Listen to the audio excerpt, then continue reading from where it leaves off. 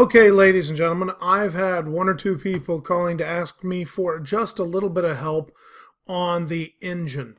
Now, here's the deal. At this point, you should have already figured out from the video, where is the sine wave?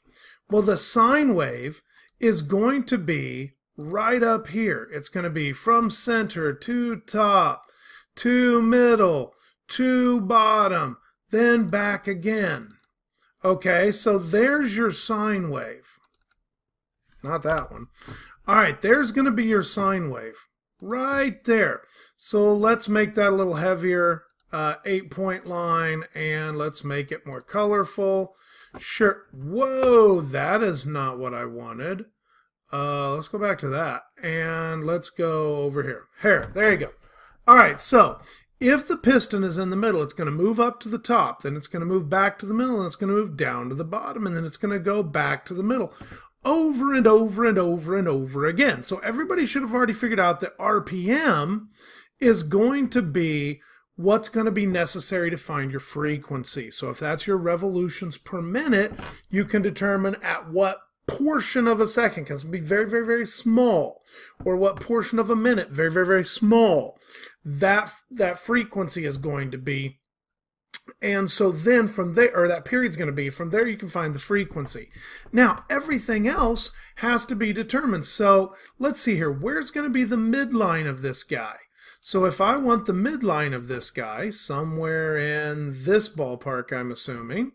And again, let's go to, hey, how about make it red and 4 points. So there's the midline. Well, here's the deal. Where's the midline? It's going to be halfway in this 3.58.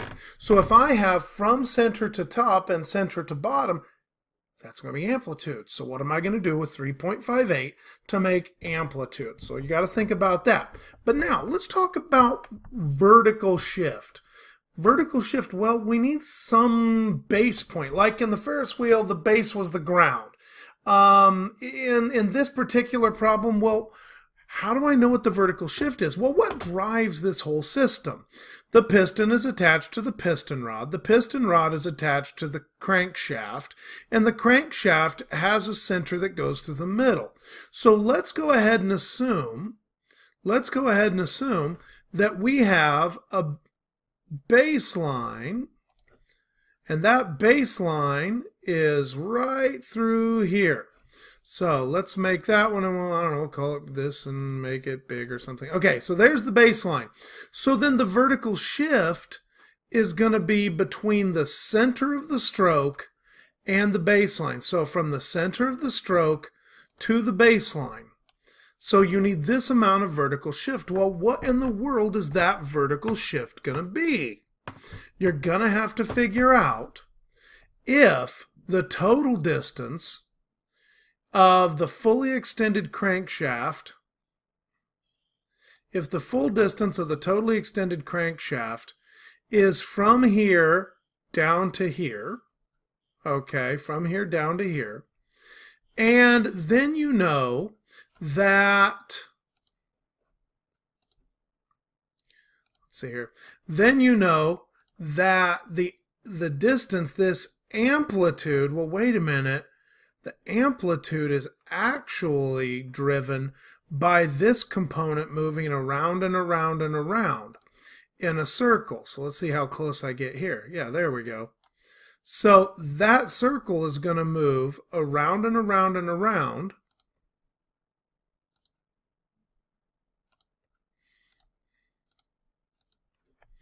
And so if the amplitude is here, all right, this should give you this distance.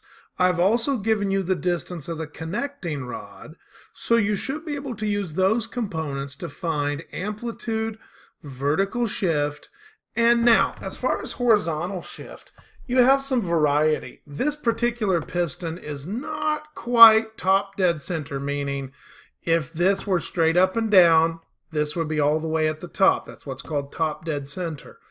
It's not quite there, but would you be wrong if you started your curve and said, hey, I'm starting my curve at top dead center. I think that's actually a pretty reasonable place to start in this particular problem. Now, if you said, nuh-uh, I want to start in the middle, well, then that's going to adjust your horizontal shift. So there's some variety to do there, because when you turn an engine off or on, it doesn't always start in the same spot. It doesn't reset. So given that information, see what you guys can do to kind of start this problem. At least bring something to class. If you bring nothing to class, I will be more than a little bit disappointed. All right, there you go.